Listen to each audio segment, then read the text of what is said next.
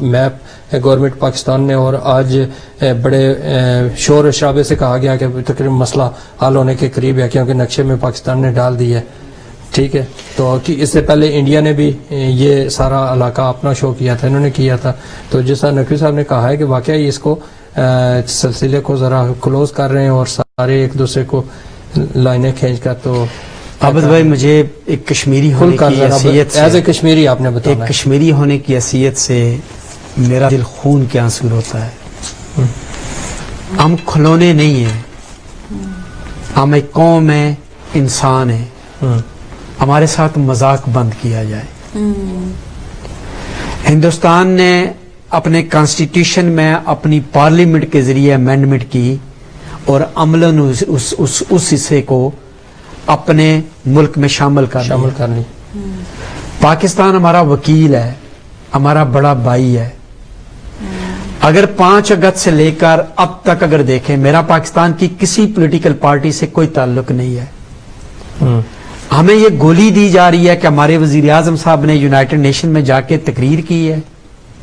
آپ United nation کی پوری تاریخ دیکھ لیں کہ جتنے بھی پاکستان کے سربراہ حکومت آئے ہیں انہوں نے یہی باتیں کی ہیں. فرق کیا تھا کہ کوئی پڑھ کے کر رہا ہے اور موجودہ وزیر اعظم نے زبانی تقریر کر دی، یا واہ واہ ہو گئی ہے. ہمیں تقریروں کی گولی نہ دیں. سوال یہ ہے کہ 5 اگست کے بعد یا یونائٹڈ نیشن کی اس سپیچ کے بعد عملاً پاکستان نے کہاں ہماری وکالت کی ہے؟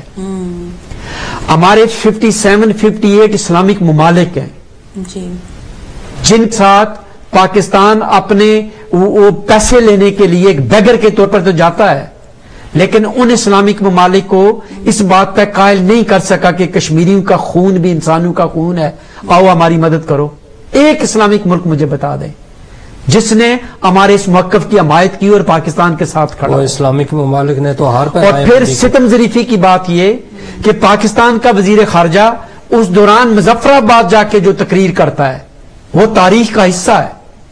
جب ہندوستان نے قبضہ کیا تو وہ وہاں جا کے کہتا ہے کہ کشمیریوں اکن کے لاخن لو. یہ کوئی کھلونا نہیں ہے. ہندوستان ایک بڑی طاقت ہے، دنیا کے مفادات وابستہ ہیں، دنیا ہمارے ساتھ نہیں ہے. وہ مظفر آباد میں پیغام دے کے گیا تھا کہ ہم کچھ نہیں کر سکتے، اور آج وہاں اس نقشے پہ لکیریں کھینچی جا رہی ہیں کہ ہمارا حصہ ہے. اس سے بڑا کوئی مذاق کسی قوم کے ساتھ ہو سکتا ہے؟ اور اس سے بڑی بھیانک کسی ملک کی پالیسی ہو سکتی ہے؟ مجھے شرم آتی ہے پاکستان کے جو پالیسی میکرز ہیں وہ کن لائنوں پہ سوچ رہے ہیں. تو اسی پر تو تعریفیں ہو رہی ہیں آپ طرف. خدا کے لیے میں کہتا ہوں چلو یہ پاکستان تعریفیں کریں، ان کی سیاست ہے، ایک دوسرے کے لیے کریں. جو مثلا آزاد کشمیر میں لیڈرشپ ہے وہ بھی میں اسی پہ آ رہا ہوں. پاکستان اپنے مفادات کی خاطر اور پاکستان کی پولیٹیکل پارٹیز اپنی سیاست کو بچانے کے لیے کشمیر کے اس ایشو کو استعمال کر رہے ہیں. ہندوستان اپنی سیاست اور مفادات کے لیے استعمال کر رہا ہے. میرا سوال ہے کشمیری لیڈرشپ کہاں ہے؟ ہر روز ہمارے پاس آئے ہوتے ہیں. اگر آپ نے یہ لکیریں کھینچ کے اس کو پاکستان کا حصہ شو کرنا ہے تو کہاں گیا کشمیر کا کیس؟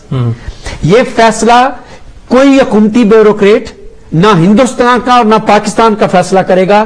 یہ فیصلہ کشمیریوں نے کرنا ہے کہ انہوں نے اپنے مستقبل کو کس طرح دیکھنا. کل برمنگھم میں دیکھیں ہمارا حال یہ ہے کہ ہم ہندوستان کو کریٹیسائز کرنے نکلے. ہمارے 2 پروٹیسٹ ہیں، ایک انڈین ایمبیسی کے سامنے ہے، ایک برمنگھم سٹی کاؤنسل کے اندر ہے. ہمارا کوز ایک ہے. اگر ہم ایک ٹیبل پہ نہیں بیٹھ سکتے تو ہم کن کے اشاروں پہ یہ کر رہے ہیں، کیوں کر رہے ہیں؟ ہماری جو لیڈرشپ ہے، چاہے وہ آزاد کشمیر کے اندر ہے، مقبوضہ کشمیر والے تو جیلوں میں پڑے ہیں، یا بیرون ملک جو کشمیری کو لیڈر ہے، انہیں خدا کے لیے سامنے آنے کی ضرورت ہے اور کشمیریوں کے کیس کو لے کے چلیں. دنیا اس لیے آپ کا ساتھ نہیں دے گی کہ یہ پاکستان کا کیس ہے یا ہندوستان کا کیس ہے. وہ یہ کہہ رہے ہیں کہ اس نقشے سے تو پھر دونوں ملکوں کے آپس میں جنگ لگتی ہے. میں یہی کہہ آپ دیکھیں یو کے کا سٹینڈ کیا ہے. یو کے جو آفیشیل پالیسی ہے وہ یہ کہہ رہے ہیں کہ یہ دونوں ممالک کا بائی لیٹرل ایشو ہے، ہم انٹرفیئر نہیں کریں گے. بائی لیٹرل ایشو کیوں ہے کہ دونوں ممالک کے کیس جو ہیں وہ اپنے اپنے کیس ہیں. ہم یہ کہہ رہے ہیں کہ یہ ہندوستان اور پاکستان کا کیس نہیں ہے، یہ کشمیریوں کا کیس ہے. ہندوستان اور پاکستان اس میں فریق ہیں، لیکن اولین جو پارٹی ہے وہ کشمیری ہے. اگر ہم لیڈرشپ نہیں دیں گے، کشمیری قیادت سامنے نہیں آئے گی، تو پھر ہمارے ساتھ یہی مذاق ہوتے رہیں گے اور کشمیر پہ دکانداری ہمیں بند کر دینی چاہیے. اور اس تقسیم کا میں سمجھتا ہوں یہ تقسیم کا عملی مظاہرہ ہے. پہلے ہندوستان نے کیا، اب پاکستان نے نقشہ کھینچ کے اس کو فارغ کر دیا ہے.